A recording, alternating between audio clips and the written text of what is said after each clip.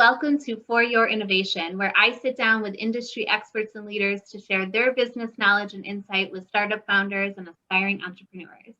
My name is Ashley Everett, and I am the events producer and marketing director for RevTech Labs. And today I am joined by Sam Smith, the founder of Vishion. Thank you so much for joining me today, Sam. Happy to be here. Of course. So I just quickly wanted to dive into some background before we start with the questions.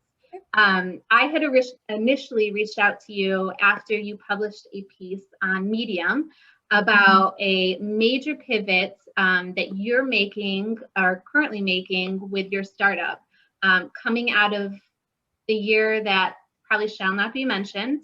But coming out of that, I felt that after I read that, this is something that everyone needs to hear. And I thought we need to get her and do a session on this. So just a background on this. I'm going to try very hard not to follow that great piece word by word. I'll include it, but I will try to include some other things. Okay, that sounds great. My best. But it was really good, and I strongly encourage anyone listening to check it out. But just to kind of kick us off, can you share your startup journey and a little bit more about Vishion with everyone listening? Yeah, and especially if we're adding the Medium piece at the end of this, I can definitely give a high-level overview of everything that happened. The startup journey is, I think, nuts to begin with, but then you throw in COVID as a wrench, and it definitely played a role somehow in every single person's year. Like, no one was immune to what was happening, so there's never ever been a crisis, I think, quite like COVID. Even the financial crisis didn't quite touch every startup how COVID did. But I started my journey back in 2017 as when I had the idea for Vishion. I was actually working at another local startup, Virtual Strongbox, and went into the ecosystem, started pitching around, found that I had a great idea. So Vishion is a color search engine. And before our pivot, it was for regular interior designers, DIYers, those who wanted to search by color for home decor. So you can search across brands, take a picture, pull a color, and instigate a search. So we had major partnerships with folks like Lowe's, Sherwin-Williams, and Pantone. So it was an iOS app. When COVID happened, we pivoted really quick, a small pivot, and put it on the web because everyone was sitting at home. But yeah, and I can go more into like the journey of where we are now, where we've pivoted to actually be B2B. Mm-hmm. There was a moment, and I did mention this in the Medium post as well, where at the very beginning, we knew color search is and was an issue that was relevant to brands like Lowe's or brands like Walmart, Target, name the brand here, where you have to, it's really hard to search by color online in general. We took the approach of helping everyday people rather than taking the B2B approach. Even though in the middle of all of it, we did have requests from different brands who asked us if we were white labeling or reselling our color search. So our B2B play is now enabling the tech that we built and helping out other brands with their color search on their website. What's nice is all the tech is built. It's the same functionality, but now we just have to build the front end APIs to go in through other people's existing UX. Wow, great. It sounds interesting, and I personally would love something like that, even though now you're making the B2B switch. One thing that you talked about in your article was what you dubbed Hell Month. And I think you hit on something really important, in that we're all kind of accustomed to seeing someone else's highlight reels.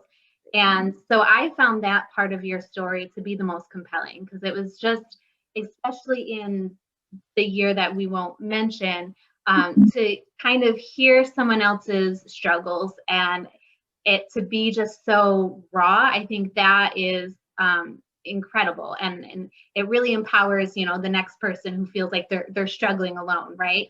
So could you maybe dive into a little bit about what those kind of, we'll dub the dark days, what that felt like and what that experience was like? Yeah. So we're almost at a year to that, which is in my mind just completely nuts. It is crazy. Well, especially just because of how it was extremely painful. And at first, and you know, my courage to talk about it wasn't really courage at all. It was a very conscious decision of do I still want to stay in the startup ecosystem? Do I want to remain relevant? And you have to be, I think, very honest about where you are personally, as well as in your company, to allow people to know how to engage with you. So I like opened up that Medium post in like November and just sat on it for like a month as to like, how do I want to be, approached, I guess is the best way. I also have to state the very obvious that COVID is a very blanketed excuse for going through a rough time. I don't think a lot of founders were afforded. I don't even have to mention what we went through, and people just unnaturally go COVID and blame it, which gives me a lot of leverage as a founder that I have this huge, although it definitely was the root cause, but it's a giant scapegoat without even giving any facts. People don't know the inner workings or where I was. They just assume that was the fault, which gives me a very easy launch pad as far as being able to talk about what happened to me. A lot of founders don't get to have that type of excuse. And I not that it's like a nice excuse, but it does give me a little bit of leniency that I don't think that other founders have. Now, that being said, I also was fortunate enough to have a very big network of founders who I spoke with. So going into COVID, I was extremely lucky to already have an arsenal or a Rolodex of individuals who I could talk with or speak with as I was going through something that people I think normally feel as though they have to deal with alone. But I had already built relationships where we had candid conversations about where we were. And we had a Las Vegas style of communication where like whatever we spoke about stayed with our conversations, but it helped us as we needed to, like, gosh, the thing about COVID was mentally jumping through the hoops that we jumped through. It was for us in particular, our hell month was we were literally within days of closing our round, which I had been working on fundraising for almost 2 years. So it was like we were hitting our stride perfectly. It was a very much a moment, which is very sad in retrospect, where I said to my husband, I was like, we're there. I see the path. We did it. We got covered in Architectural Digest the last week of February. We also found out like we were pretty much at the end of closing our round. Like everything was coming together. We had just won a global pitch competition. And I remember when that Arc Digest article came out, I was sitting in a bar in New York City and I was like, I did literally cry. I was like, finally, everything is happening for us. Like we've worked so hard. And within a matter of, it was like 2 weeks, like maybe 2 weeks, 14 days later, calls started coming in, and my story is not unique. I know a lot of founders who went through the hell week of angel investors pulling out, investors concerned about their portfolio companies. If they had to take the money that they were going to give to a brand new company, they would rather reinvest in a company that they've already bet on to ensure that they survive. And so, hell week was a lot of back-to-back calls. It happened to also be my birthday week. Oh, so, I know. And no one really cares about your birthday during a pandemic. Like, that's clear that, we were quarantining because at the global pitch competition that we won, someone had COVID. So I happened to also have to be quarantining during this time already before it was instated in general in North Carolina. Yeah. And it was a lot of crying. Honestly, I couldn't talk about the month without crying. Until like 2 months ago, or maybe even a month. I don't know. It's funny because if you get asked different questions or different experiences during that time period that haven't quite come up ever. I had a question asked by Charlotte Inno that I hadn't been asked, and I was like, yeah, you're right. That was really hard. No one's asked me that before. So there are definitely like parts of it that I would call it like a trauma to an extent, which you don't want to like belittle anyone else's experiences. But for me personally, it was just such a switch. And it's very public. Well, and although like I made it public to an extent, by choice, because I wanted to make sure that everyone knew honestly how hard we fought. the conditions in which everything went down. Like it wasn't, it didn't feel like a typical uh, experience. Obviously, COVID at that moment, I think we'll hear a lot of stories coming out of it. A lot of books will be written about this year. Sure. And I'm Yeah. sure Airbnb, I'm sure Brian Chesky or whatever his name is, he's going to have an excellent book about everything that's happening. But it's one of those things that I felt was very important to state. And what's great about the Medium post was that I had a bunch of founders reach out to me. I've had conversations in between when I posted it and starting this new gig, because I pushed Vision to my side hustle. I took, man, it was like almost every day I had about 5 calls with different founders across the country, just talking about, talking it through. I think really what's hard is, man, the step of what I did, pushing it to a side hustle. For me, that was a huge challenge. I spoke to another local founder. First call I made when our last like ditch effort fell through. It was someone who was a founder who went back, pushed her company to a side hustle. I just needed to have the conversation with someone just to know, like, what does one do when they go through that? What's the next steps? What's normal? What did she do? And really, like, I wanted to be that outlet for other founders. Yeah, that's great. That's really great. And that kind of plays really well into what I wanted to ask next. But I want to kind of dive into that specific detail of it. It sounds like a reoccurring thing that was really helpful during that incredibly difficult time was your network of people and being able to have those, what happens in this conversation stays in this conversation type of connections. So for those who are kind of maybe not necessarily have that strong of a network or those types of relationships, how do you kind of build that camaraderie and that community of people around you to celebrate the good and really be there as your sounding board for the bad? Right. And I would say that most founders, God, has to be way more challenging during COVID. So I think it's definitely like, it's a hard question to answer. Yeah. Earlier, I would have been like, go to an event or whatever and say something ridiculous. Now I would say, like, especially if there's someone listening who's early stage and they haven't had the relationships built pre-COVID, like, just reach out to me on LinkedIn and I'll connect. And I think that's if this is like more of a general Charlotte audience, Charlotte's like that, where if you reach out to anyone, they will respond, especially if you're a budding entrepreneur. You really need to focus more so probably on earlier stage companies. So if you're trying to reach out to like the CEO of Avid Exchange, good luck. But if you're talking to other startups, like anyone who's been featured recently in like Charlotte Business Journal or Inno, and they've been highlighted, I have yet to meet a founder who hasn't been responsive. All the way up to, I would say, like, who's your largest would be like Alex at 2U Laundry, maybe. Like if you're looking at a bucket, Maggie at Skip Town, like Bill at Elements Brands.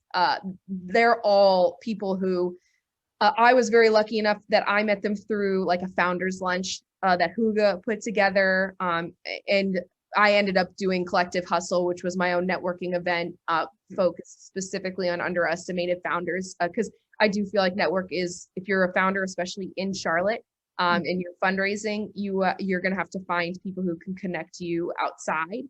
So I built a very large network of founders who, man, it's one of those things, even through COVID, I saw like 6 founders last week. Like some of them were virtual, some of them were over like a lunch that a virtual we hosted. Yeah, like we man, sometimes I'm not great at keeping up and they're great at keeping up and vice versa. I honestly think it's usually it's like an itch your own scratch kind of situation where if something new comes up, and with a company, there are so many things that go wrong all the time, every day. Like as soon as you get something good happen, something bad will happen like an hour later, just to bring you back down to earth and humble you.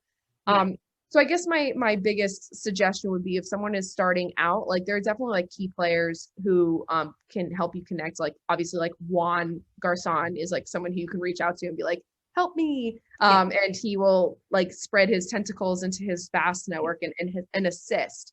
But like if it's especially if it's relevant to a specific industry, or if you're a female founder, like if it's home or female related, like please do not hesitate to reach out to me, and I'll make sure to through LinkedIn typically is like a good way to do it. But yeah, you have to be proactive. Unfortunately, it does feel like an island until you make it not an island. I couldn't think of a fancy way of making that idiom worked, but yeah, you have to be extremely proactive in making sure that you and honestly, it's a necessity for building a business to have a rich network. So how you need to get it done, it's part of your to-do. Yeah, absolutely. Hopefully you can make friends as well. But great. Yeah. I really want to ask what this in-person lunch was like, because wow, that sounds lovely. It was a virtual lunch. Oh, okay. Yeah, no, what is don't that worry. like to be around other humans? Oh my gosh, no, yeah, no, we were only tackling each other, I think like one at a time. I happened to be out with like Amir from Rabu is one of my really good friends. Mm-hmm. And we happened to be out when I dropped the Medium article. And then Chris from Whistle was like walking by and he's like, we need to grab, like drink some time. And I'm like, yes. And so you wait 7 days. This is how I do it. I wait 7 days and then I'll meet with another founder. I'll wait 7 days, meet with another person. I try not to overlap them just in case. Right. But yeah, that is how I have been tackling it. I cannot speak for others. Like it's tough. Yeah. Oh yeah, definitely. Yeah. Is there any other like tactics or things that just really helped you move through that time? Because I know personally when I'm in a dark moment and nothing even to this caliber, but still I tend to be really consumed by it. And I just like, I can't get out of bed. And how do I put one foot in front of the other after something like this? Is there anything else that really helped you during that time? And I'll tell you, it's the most challenging thing I've ever gone through. And typically like my answer was like, tell yourself how long you're going to give yourself to feel bad about it and then push through. And this was not like that. Like it was a very different experience. And man, I'm very lucky that, and this is like not a humble brag, but I have a partner. My husband is someone who like I can go to for everything. And I think just being open about if you need to talk to someone, I talked to him, but like with the state that I was in personally, like just being fully frank, I probably could have used a therapist. You don't really have a lot of capital to go throwing around. Like, it's not like I was on a health insurance plan through my, that like had a therapist like readily available that I could have just spoken to. Like I think the initial reaction, and this is what I went through, is to close yourself off. Mm-hmm. Even, I mean, to my best friend, I closed myself off too. I remember even telling him the news. We were very late stage with an investor that it was, all the signals were there that it was going to go through. And God, I remember getting the email from them that it was a no-go. And my husband happened to be like next to me when I got the email. I literally had to go like on a 3-mile walk to even tell him like that had happened. And if you're thinking that that's your life partner and your best friend, you can only imagine like the residual, like then you start rippling out. Yeah. So I think like the biggest advice I would have is limit the amount of time that you have to spend getting over it, which is what I used to do. It's limit the amount of time that you want to deal with it on your own, and figure out a path forward of how you're going to start. And this is me personally. I had to methodically think of how I was going to spread the news outward. It did not get easier, and but it did get to a point when I did the Medium article, it did feel like an elephant was lifted off my chest. I always, my identity is intertwined with Vishion. I am it and it is me. And the separation of that, or the idea that I wouldn't be seen in the same lens with it or telling people about that, was probably the more painful part than even just actually telling people. Like the idea of telling them was worse than the action itself. Yeah.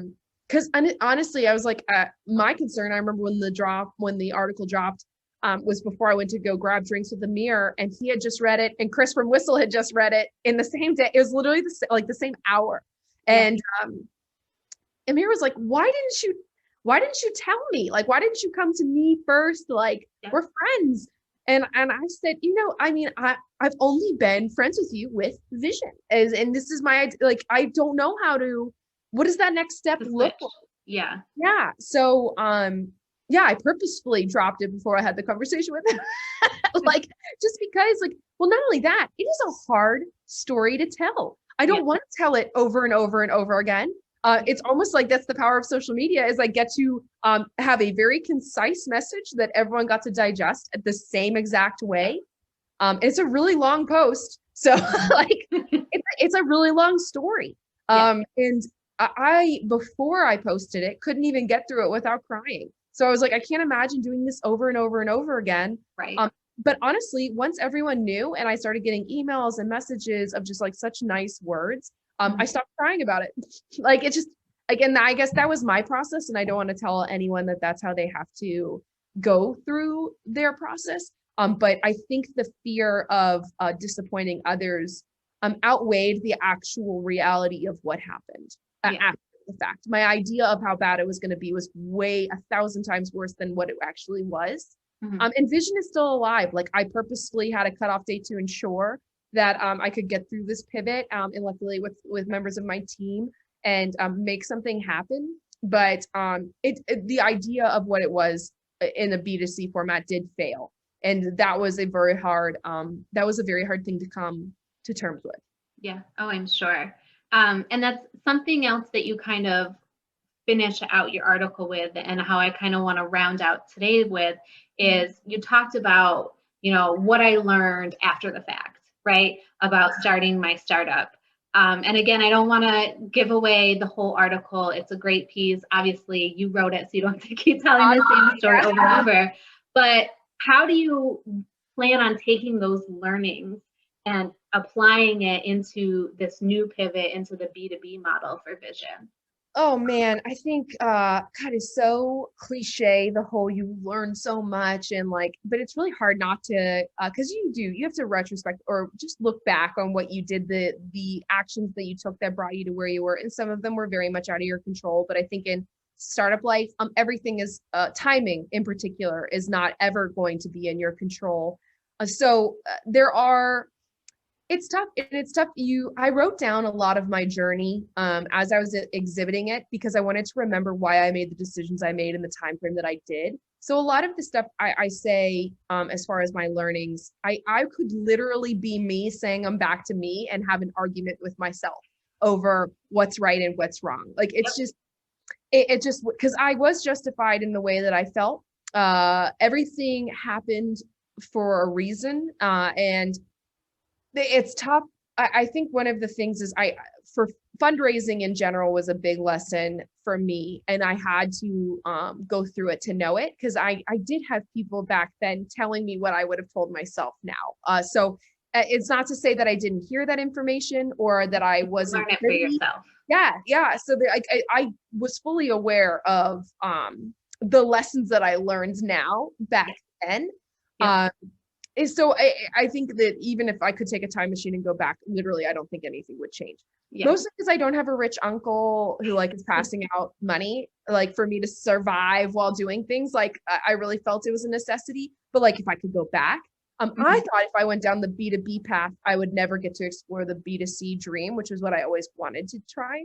And that really, like, you look back, obviously I'm doing it right now. That's just obviously wasn't the case. I used it as a justification, but yeah, if there's a way to make money, I guess was the biggest, if you're going to really take everything, if there's a way to make money without help, do that first. I probably would have had to fundraise in some form or fashion to sustain. It just would have looked very different. The expectations would have been different. I was doing something that was a long shot, which is not sexy in Charlotte. People in Charlotte do not like it. The monthly recurring revenue model, or the SaaS model, is very appetizing to this market. And I learned that now. The power of network is definitely something that I learned. I already have investors who say, like, whatever your next thing is, tell me first, I'll invest, which is like such a, where I started in my first company, I was literally knocking door to door in San Francisco to get meetings. Like, wow. That is a complete, like, 180 from where I was gonna say, polar opposite. I spent months searching for co-founders. I've already had people reach out to me going, I would love to start a company with you. Like, and if you can keep me in your midst. If you're thinking about starting a company, I'll do the same thing for you. That is literally not my experience or Right. what happened before. So there's a definite understanding of the implications. I'm not starting at ground zero anymore, Right. which is like my advice is no longer going to be sexy. So I'm glad I wrote it down. Yeah. But yeah, like the learnings are don't yeah read the article. You'll see all of them. They hold very true. As far as like even now 2 months later, I was definitely accurate in my assessments of what went wrong and Yeah. what I would have do differently. But obviously, like I'm not sure I would change anything. That's good. Last parting device or not advice that you'd want to give anyone, any founders struggling with failure Oh right now, what would it be? man, take it easy on yourself. I think is probably the biggest thing. I also think that now that I have like a new full hustle and it's kind of coming out how much um man, you learn a lot. I don't think you give yourself enough credit for how amazing we are.